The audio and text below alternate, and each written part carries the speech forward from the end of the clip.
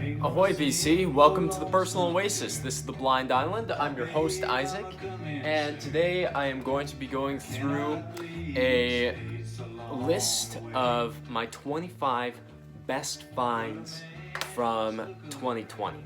Now, this is going to be based off of value from Discogs, and there are a couple of albums here that are not going to be listed that I just really quick like to rattle off as thank yous, also because they were gifts from people. First and foremost, want to thank Logan over at Swellheads Network for a copy of Fraction Moonblood. Incredible album, reissue from A Karma, one of my top 10 favorite albums of all time, so that was an amazing get this year. Also, from Alan Mitha Alamar, Funkadelic Maggot Brain. That was a huge get for me and an amazing gift, coupled with a couple of other great albums. That was a really cool thing. So yeah, that was definitely a highlight from 2020. So now that I've got those out of the way, I'm going to try and go through these as quickly as possible, rattle them off, and share with you some of the coolest finds and most expensive finds that I found this year. So at number 25, I have John Prine's Bruised Orange. I picked this one up for $7 in Whitewater, and this album is becoming harder and harder to find. A lot of John Prine stuff since he passed away this year, and the value of this has skyrocketed. It's now up to about $40, so it's not like a crazy valuable record, but one that I was super happy to secure and put into the collection. Next is an album I've talked about quite a bit, and that is Bang Self-Titled. Another find from Whitewater. Picked this one up for about, I think it was $16, and this one usually goes between anywhere $40-50 on Discogs, and it's in great shape. I love this record. Really good sludgy hard rock, so if you're a fan of Black Sabbath, you'll like that. Then I have number 23, Shangri-La's Leader of the Pack, and again, this is a record that's kind of slowly starting to grow in estimation. This is mono copy, and it's a little beat, but has some background noise, but I love just this girl group sound, and it's getting harder and harder to find. Mono copies usually go for around $40, and just happy to have this one in the collection. And then next, I have a record that I'm super happy to have, and that is Johnny Hartman's I Just Dropped By to Say Hello. And what makes this one a little bit different from any other Impulse record, which I'm always happy to find, is that this is a mono white label copy. And very nice record, in good shape.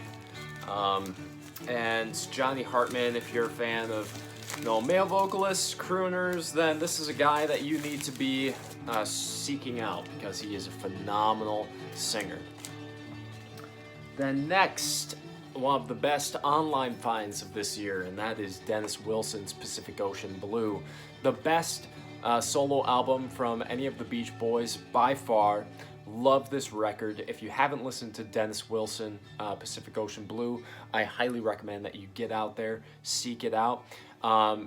Again, these albums are starting to climb a little bit more. They're kind of coming out of being a cult status sort of thing and being more seen as a bigger deal. So I would try and claim one of these as quickly as possible.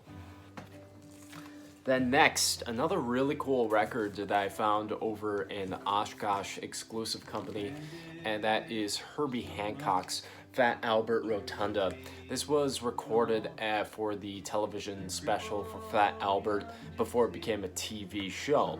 And man, this is, a lot of people think that Herbie Hancock only got into funk with Headhunters, but this was really the opening spot for him. He just started to really find his voice, find a lot of muscular muscle shoals, funk sounds, Really cool record, and I highly recommend anybody seek this out that would like to hear a different side of Herbie Hancock's affinity for funk. And then at number 19, I have the West Coast Pop Art Experimental Band Part 1. Found this one when I first moved to Green Lake at the Oshkosh Antique Mall. And this is the stereo copy on the Reprise label. And love those Steamboat labels. And this is just a great psychedelic album. They have a really interesting story. I'm not going to get into it right now, but I'm definitely looking for more of their stuff, and this is a great album. Then, at number 18, I have Sam Cooke live at the Harlem Square Club 1963. This was released in the 80s, but is becoming a lot more sought after. This is an amazing live set from Sam Cooke, and just shows why he was such a foundational person in early soul music. Fantastic record, and goes for almost $50, a medium price on Discogs. Super happy to have this in the collection. And then at number 17, I have Moondog, self-titled. For those of you that are really into new wave classical music, this will really hit the spot, blending elements of classical music and jazz music. It is getting harder and harder to find. On Discogs, it usually goes median about $49, but just for as clean of a copy as this, it's very, very hard to find, and I was super happy to pick this up at an antique mall for about $18, so really cool record. Then this was a really amazing gift from my buddy Nick, the Sentinels, Big Surf. He sent this one along with Bruce Johnston's Surfer's Pajama Party, and this is a seminal surf rock album.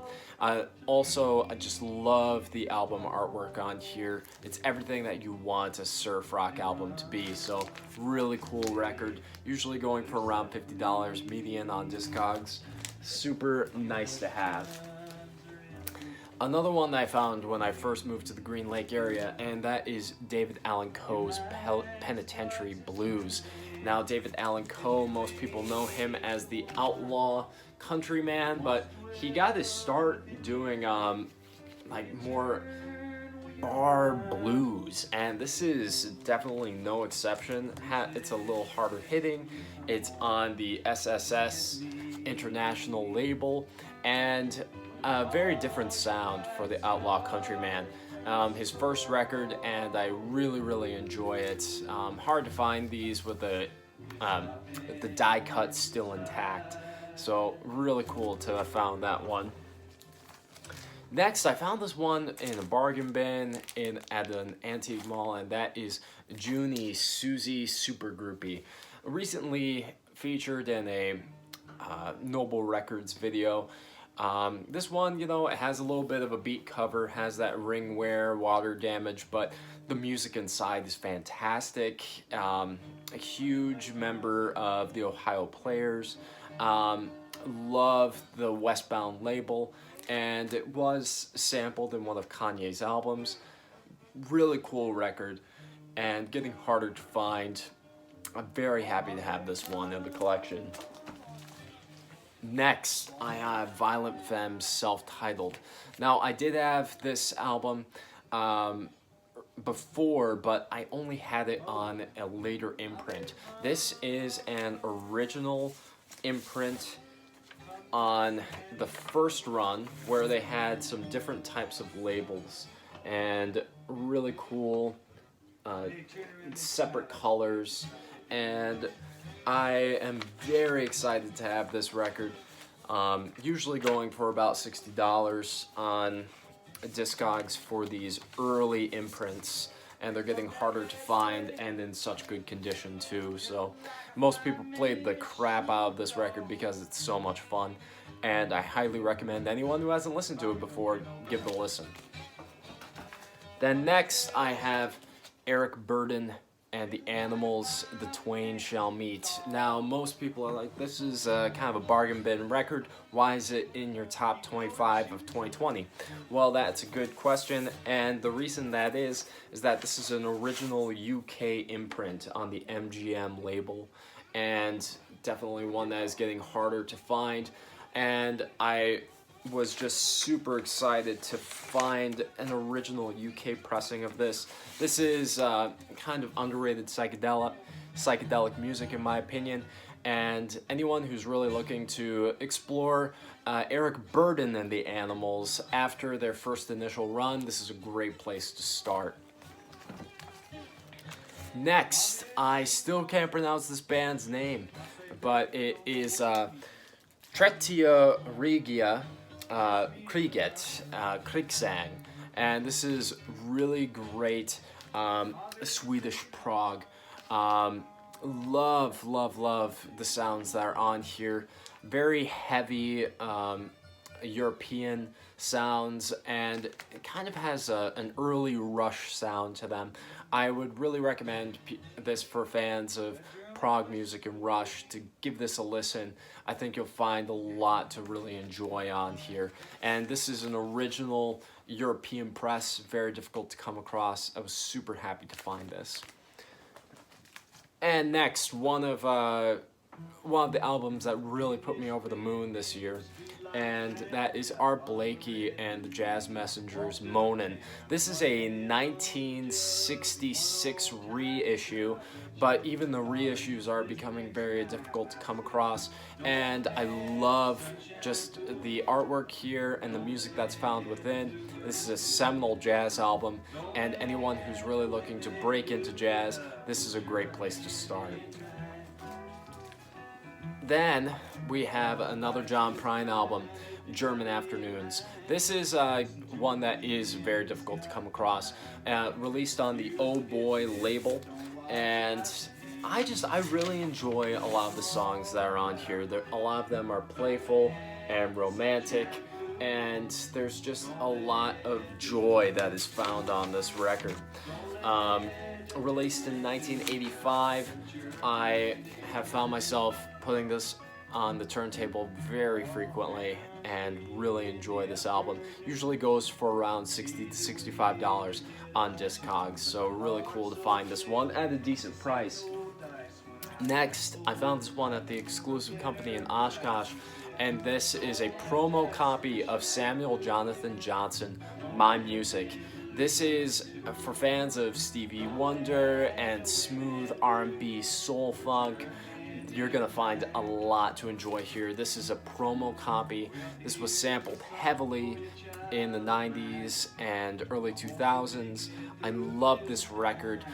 It's just smooth, soulful, and silky. I find myself being brought back to the sounds that are on here very frequently, and to find a promo copy, a white label promo copy at that, is very difficult, and I was able to make a new friend out of purchasing this record. He gave me a great deal on it. I did not have to spend the median $75 in order to purchase it, and I was just happy to pick this one up. Great record and really cool to find. Next is an album that I never thought that would be in my collection, and that's Gil Scott-Heron, Pieces of a Man. These are becoming very difficult to pick up ever since Gil Scott-Heron passed away. The original copies of this have ballooned in price. It usually goes for median $75 online, but usually in stores I see them for no less than $100.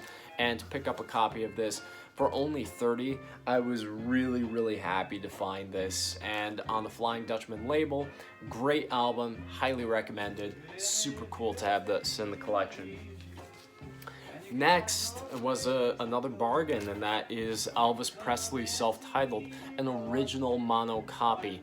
I checked since there were so many different variations of this album, I checked the inner numbers. I wanted to make sure that everything was good there. The matrix numbers, geez, I just blanked for a moment, and everything matched. you don't really find copies of this anymore that are in playable condition, and this plays through just great. It usually goes for around $85 to $90 on Discogs, and I picked this one up for $5. Very happy to have this one in the collection. The sleeve is in great condition, and you just don't find copies like this anymore. So super happy to have that. Then we're starting to get into the heavy hitters, the top 5 here. And this is Townes Van Zandt, For the Sake of the Song. This one goes for around $100 on Discogs. I've seen it go for more in shops, and it's an original poppy label, and that was what sold me. I couldn't believe that I found this in my price range. I picked this one up for $25 at an antique mall, and it's a great record. Probably one of his lesser albums. It was his first record that he ever released, but very excited to have this one. Amazing album, an amazing artist. Then next in my top 10 records of all time, and that is Zombies, Odyssey and Oracle. This is an original US date pressing, and again, can't believe that I was able to pick this one up. I got this one from Chris Billings in the vinyl community. Thank you again, man, for giving me such a great deal on this record. Even records that have been in worse condition than this have gone for much, much more than what I paid for it. And I am very happy to have this one in my collection. And then we have It's Monster Surfing Time by the Deadly Ones. One of the best surf novelty records of all time. I took a chance on this record, and I can't believe that it's in my collection. One of the best finds of this year, by far. An album I've been searching for a very long time, and now it's in my collection, and I am so, so happy to have it. Then we have, at number 2, Archie Whitewater, self-titled. This is incredible horn rock with some soul and jazz. I couldn't believe that I was able to find this one for $10, and it usually goes for around $120 median on Discogs. Some of the best finds that I've had all year, and I'm very excited to have this one in the collection. Then finally, it's been playing in the background. Everyone should know which one it's going to be for number 1 if you followed my channel at all this year. But the number 1 find of the year, bar none, far and away, is Townes Van Zandt, For the Sake of the Song. I picked this one up for $15 at an antique mall. Same antique mall that I picked up that other Townes Van Zandt album, and it's in pristine condition. The vinyl is excellent. It does have a little clip here in the side, but it's the original Poppy label, no reissue. I couldn't believe that I was able to snag this one for the price. And Townes Van Zandt is one of my favorite artists of all time. Great record and a great album for a great price. So guys, that was the top finds of 2020. Any records in here that you want in your collection? What were your best finds of 2020? Let me know in the comments below. And as always, guys, I want to thank you for watching my channel and for having a great time here. And I hope that you have a great day on your own personal oasis. Cheers.